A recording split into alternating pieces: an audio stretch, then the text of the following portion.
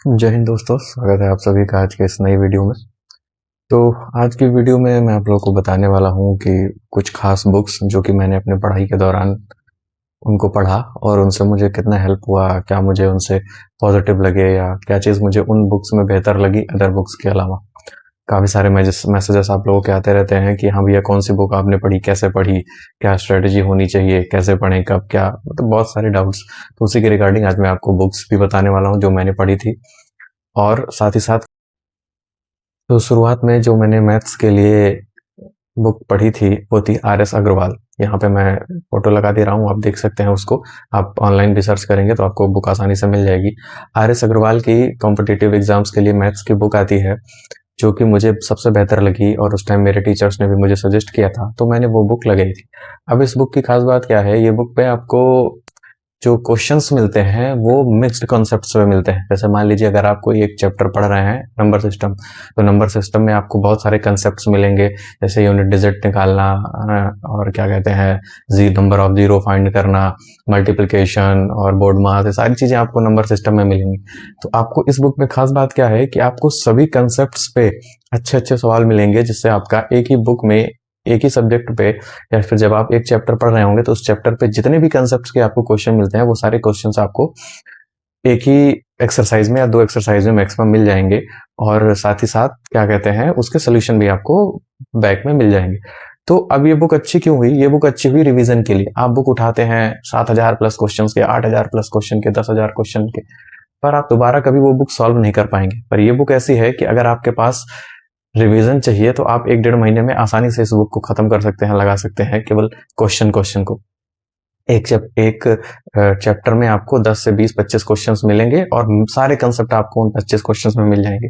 तो ये book revision के लिए और प्रैक्टिस के लिए, दोनों के लिए बेहतर है। ये बुक हमेशा से आपका कंसेप्ट स्ट्रॉन्ग करेगी।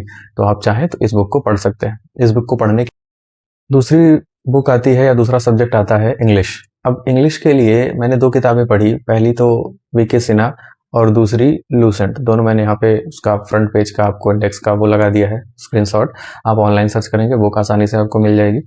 अब वीके सिन्हा और लूसेंट दोनों ही मुझे बेस्ट बुक लगी है। मैंने दोनों बुक सॉल्व की है। अब पढ़ने का तरीका क्या हुआ, आप किसी भी टीचर से पढ़ रहे हैं, आपको टीचर्स रूल समझाता है, कंसेप्ट समझाता है, नोट्स बनवाता है, लिखाता है, आप उसको बनाते हैं और उसके बाद आपका काम क्या होता है, उन नोट्स और रूल्स पढ़ने के बाद इस बुक से क्वेश्चन सॉल्व करने का। अब इस बुक से आप क्वेश्चन सॉल्व करेंगे तो आपको सभी तरह के ग्रामर के क्वेश्चंस मिलेंगे। क्वेश्चन सॉल्व करने के बाद फिर आपका कंसेप्ट रिवीजन होता है। अगर कोई क्वेश्चन नहीं समझ में आ रहा है तो आपका काम है टीचर से पूछना और उसको कंसेप्ट को अपने क्लियर करना। तो पहले मैंने वीके सिन्हा लगाई थी, बाद में मैंने लूसेंट भी एक बार लगाया था अपने ग्रामर के कंसेप्ट को वीक जो थे उनको सुधारने के लिए। अब ये दोनों किताब मैंने ग्रामर के लिए पढ़ी। दूसरी बात क्या आती है, अगली बात वोकेबलरी के लिए। वोकेबलरी के लिए भी आजकल बहुत सारी बुक्स हैं, है ना। आपको प्रीवियस ईयर के नाम पे इतनी मोटी मोटी बुक्स दे दी जाएंगी। आपको याद है, कभी लगता है कभी आप वोकैब इतनी मोटी बुक से कभी वोकैब में परफेक्ट हो सकते हैं या कभी याद हो सकता है? वोकैब भूलने वाली चीज है, अक्सर भूल जाता है इंसान अगर कुछ दिन नहीं रिवीजन किया तो रिवीजन करना चाहिए। अब रिवीजन के लिए आपको कंसाइज बुक चाहिए जो उसमें आपको प्रॉपर मटेरियल भी मिल जाए और चीजें भी मिल जाए, जिससे आपका रिवीजन आसानी से हो जाए। तो सबसे बेस्ट बुक जो मैंने पढ़ी थी मुझे लगी एंटोनिम सिनोनिम के लिए खास बुक आती है विद्यासागर की। विद्यासागर की वोकेबलरी के लिए एंटोनिम सिनोनिम की बुक आती है। उससे मैंने एंटोनिम सिनोनिम पढ़ा शुरू से लेके लास्ट तक, जब तक मेरा फाइनल सिलेक्शन हो नहीं गया। और आज भी अगर मुझे एग्जाम देना होता है या देना है कोई भी, तो मैं रिवीजन के लिए उसी बुक का यूज करता हूँ। उसके बाद तीसरी बात आती है एमबी पब्लिकेशन की। एमबी पब्लिकेशन की एक बुक आती है जिसमें आपको ग्रामर के लिए तो प्रीवियस ईयर का प्रैक्टिस सेट मिलता ही मिलता है पूरी बुक में, साथ ही उसका जो स्टार्टिंग पोर्शन है उसमें आपको वोकेबलरी मिलती है, जैसे one word substitution, idiom phrase, preposition के जोड़े, ये सारी चीजें। तो वो बुक मैंने लास्ट तक बिल्कुल रिपीट कर करके पढ़ी है। तो इन चारों बुक को मैंने स्क्रीनशॉट लगाया, वहां आप देख सकते हैं। और अगर सर्च करना चाहें तो नेट पे सर्च करके आप मंगा सकते हैं। आप ऑफलाइन स्टोर पे भी खरीदेंगे तो आपको आसानी से मिल जाए। ये बात हो गई दूसरे सब्जेक्ट इंग्लिश की। तीसरी बात आती है जीके की। जीके जो है बहुत ब्रॉड है, कोई आइडिया नहीं कहाँ से आएगा कैसे आएगा। पर अब जीके अगर आप किसी टीचर से पढ़ रहे हैं तो सबसे पहला काम आपका क्या है, उस टीचर से पढ़ते हुए सारे नोट्स प्रॉपर बनाना, अपने नोट्स अपने हैंड राइटिंग से, कि हाँ मुझे क्या चीज़ नहीं समझ में आई, क्या मैं भूला, उस चीज़ को हमने नोट करके रखा है जिससे वो हमारा रिविजन में काम आएगा। अगली बात पढ़ क्या सकते हैं आप हमेशा स्ट्रॉन्ग क्या कर सकते हैं, प्रीवियस ईयर कंटेंट जो कि आप एग्जाम में देखेंगे तो किसी ना किसी एग्जाम में घूम फिर के रिपीट होता ही होता है। 100% कंटेंट आपको किसी भी एग्जाम में नया नहीं मिलेगा, 50 से 60% आपको प्रीवियस ईयर कंटेंट ही मिलेगा। मैं आपको यहाँ पे दे रहा हूँ लूसेंट और घटनाचक्र दोनों का फोटो। लूसेंट की एक बुक आती है जो कि थ्योरेटिकल होती है, बहुत ज्यादा नहीं, इतनी मोटी करीब आती है, ब्लू कलर का कवर आता है उसका। थ्योरी के लिए आप उस बुक को पढ़ सकते हैं, बहुत अच्छी बुक है, बहुत ही ब्रॉड उसमें नॉलेज है और बहुत ही यूजफुल नॉलेज है। आपको उस बुक से 100% क्वेश्चन मिलने ही मिलने हैं कहीं ना कहीं से। इस बुक से पढ़ के आप उसके बाद आप अपनी प्रैक्टिस के लिए घटना चक्र आती है एसएससी की, वो प्रीवियस ईयर, या फिर लूसेंट की ऑब्जेक्टिव प्रीवियस ईयर इस्तेमाल कर सकते हैं। उससे आप प्रैक्टिस भी कर सकते हैं, साथ में सोल्यूशन आपको पूरा ब्रॉड मिलता है, उससे आप रिविजन भी कर सकते हैं अगर कहीं कोई गलती हो रही है तो।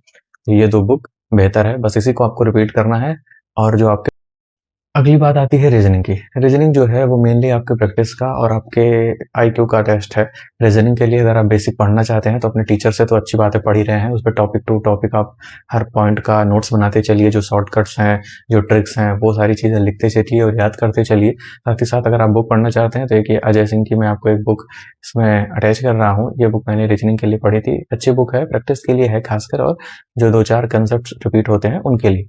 तो ये बुक आप देख सकते हैं, इनसे भी आप प्रैक्टिस कर सकते हैं। और इसके अलावा अगर आप चाहें तो सीधा प्रीवियस ईयर कोई भी बुक खरीद लीजिए, उससे आप प्रैक्टिस करिए, क्योंकि रीजनिंग जो है वो मेन प्रैक्टिस का ही है। एक बार आपने कंसेप्ट पढ़ लिया, उसके बाद आप जितनी अच्छी प्रैक्टिस करेंगे उतना आपका दिमाग शार्प होता है और उतनी जल्दी आपको वो क्या लॉजिक लगा है वो दिमाग में आते हैं।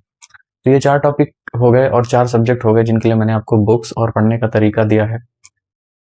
अब अगली बात क्या आती है, पढ़ना कैसे। देखिए, आज के समय में आप जान रहे हैं जो मेंस एग्जामिनेशन है उसमें चारों सब्जेक्ट्स आते हैं और हर सब्जेक्ट्स का अपना अलग महत्व है।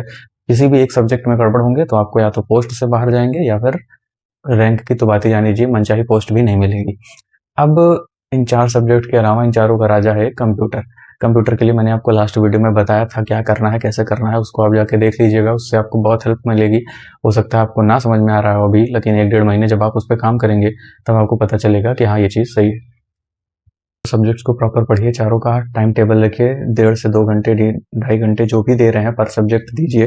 2 घंटे मैथ, 2 घंटे इंग्लिश, रीजनिंग, जीएस, हर चीज़ को पढ़िए और उस पर प्रैक्टिस करिए। मॉक लगाना कभी पढ़ना नहीं होता। मॉक बस आपके नॉलेज का टेस्ट होता है, आपके पेशेंस का टेस्ट होता है, आपके वो आपका जो टेम्परामेंट है उसका टेस्ट होता है कि आप कितना बेहतर कर रहे हैं। तो अच्छे से पहले रिवीजन और नॉलेज गेन करिए, कंसेप्ट सीखिए, उसके बाद आप मॉक दीजिए और मॉक लगाने के बाद उसका एनालिसिस कीजिए कि मेरा क्या गड़बड़ है, किस टॉपिक में मुझे क्वेश्चंस नहीं आ रहे थे या मैंने गलत सोचा या मैं कर नहीं पाया, जो भी रीजन है। उसके बाद अगले मॉक पे बढ़िए, कभी भी बिना एनालिसिस के दूसरा मॉक अटेम्प्ट करने मत जाइएगा। तो ये कुछ बेसिक चीज़ें थी जो अगर आप फॉलो करेंगे तो डेफिनेटली आपको आपके एग्ज़ाम के लिए हेल्पफुल होगा और आप बेहतर तरीके से और फास्ट तरीके से अपने एग्ज़ाम को क्रैक कर पाएंगे। तो ये बेरेशन या कोई क्वेरी है तो आप ज़रूर कमेंट बॉक्स में डाल सकते हैं, मैं उस पर बिल्कुल आपको रिप्लाई करूँगा और अपना जो भी गाइडेंस होगा वो देने की कोशिश करूँगा। चलिए ठीक है, फिर बहुत जल्द मिलते हैं किसी नई वीडियो के साथ, किसी नई टॉपिक पे। तब तक के लिए जय हिंद।